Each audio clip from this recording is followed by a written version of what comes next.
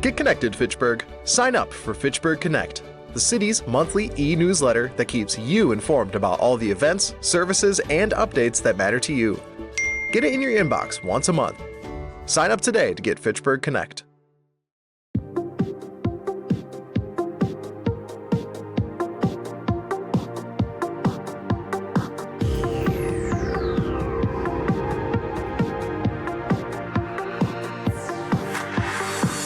Hi, I'm Jeremy Crosby. And I'm Nick Boucher.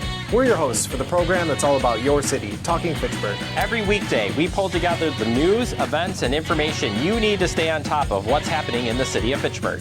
Find Talking Fitchburg on cable TV, Roku, Amazon Fire, Apple TV, and our live stream on the web. Plus, you can find all our headlines and stories on Facebook, YouTube, and our video on demand service. This is your city. Keep up with Talking Fitchburg and the issues affecting you and your neighbors.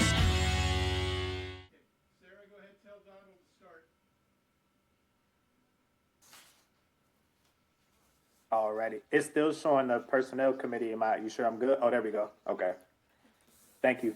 We will now call this meeting to order of the personnel committee on August 5th, 2026 at 5:45 p.m. The first order of business is the approval of the minutes for the June 10th, 2026 personnel committee. If Alderman Maldonado, if I could have a motion to approve those minutes. Move to approve, Chair. All righty, given it's just the two of us, that motion serves as approval. And we will jump to the next agenda item, which is our public appearances for non-agenda items. And from what I can see from the screen, it doesn't look like anyone is in chambers. Is that correct? You're right. Okay. Okay, sounds good.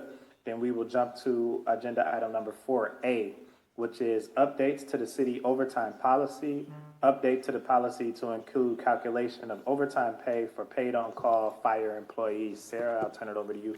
Yeah, so on my screen, you should be seeing paid on-call firefighter overtime proposal. So under section 7K of the Fair Labor Standards, public employers may use a different overtime threshold. I'm just seeing your bird. Oh, you're not seeing them. Okay, hang tight. We're going to share my screen here. It's a very colorful bird. Yeah, I have the Word document up on my screen so I can see it. I wonder if it's on another monitor. Oh, do you want me to just throw it over here? Can you see it? Yes, can you zoom in a little Yeah, I bit? can see it now. Absolutely. Let me make it bigger. Alrighty. Thank you. Sorry about that. We've worked with our employment attorney to confirm that our paid on-call firefighters qualify for what's called the 7K Fair Labor Standards Act exemption. So what that means is that different employees have different overtime thresholds, and if you work in the fire service, their overtime, we look at overtime in a 28-day period.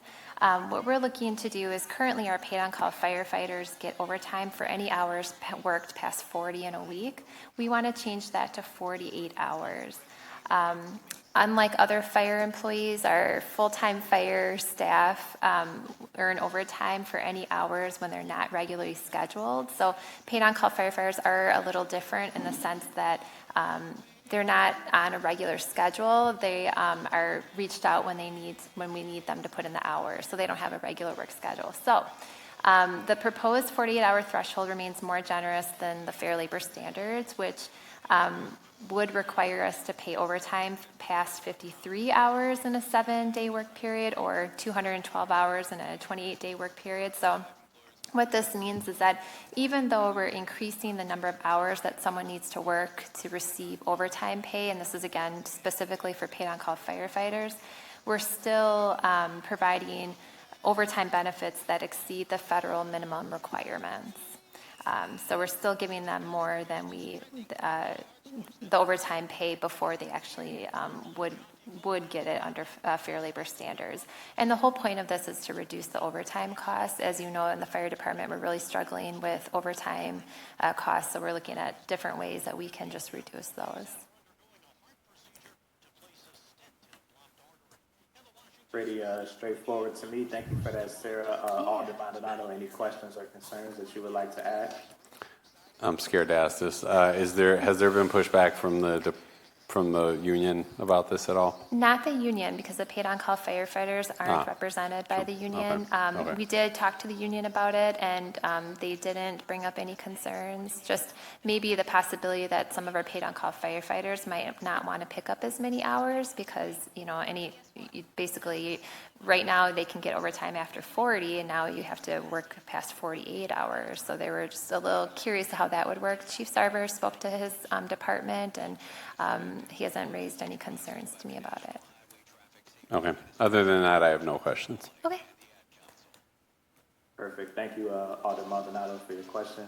With that, I will entertain a motion to update the city's overtime policy based on the parameters and justifications that Sarah provided. Move to approve the updates. So we will move those forward. Our next agenda item is agenda item B, classification title change only. Update to the classification title of office assistant to administrative specialist. The title change is only for the incumbent Jones and the senior center to administrative specialist to more accurately describe her current job responsibilities. No resulting pay change. Yeah, so Susie Jones, she works in our senior center. She's our current office assistant, and she's been our office assistant for many years. Recently, Jill's been looking through job descriptions and the accuracy of the responsibilities and realizing that office assistant doesn't really accurately display what she's doing on an everyday basis. Beyond being that first point of contact, she's managing reports, she's collecting, reconciling program payments, scheduling requests, and does overall administrative support for the senior center. So the goal in this job title change is just to more accurately reflect the responsibilities of the position. So it wouldn't be a resulting pay increase. It truly is just a job title change. So that one would be for Susie Jones in the senior center. The floor is open, Alderman Maldonado, for any questions or comments that you have. No questions. Cool. All right, then I will entertain a motion for agenda item B, classification title change only. Move to reclassify. That reclassification, it is approved and moved forward. Our next agenda item is agenda item 5A, which is our announcements, and the only announcement we have is our next meeting is October 14th, 2026. However, before we do adjourn, I want to yield the floor to Alderman Maldonado. Do you have any other announcements that may be in your district or from other committees that you would like to report at this time? No updates. I'm looking forward to Youth and Government Week. Yes, exciting. Yes. Yep. Yep, that'll be the last week in August. So HR is always really excited about that event. Great. Good deal. Looking forward to that as well. With any other, if we don't have any other announcements, I will entertain a motion for adjournment. Move to adjourn. All righty, we are adjourned for the Personnel Committee, August 5th, 2026 at 5:52 p.m. Alderman Maldonado, Sarah, Chad, folks, have a good rest of your day. Thanks, you too.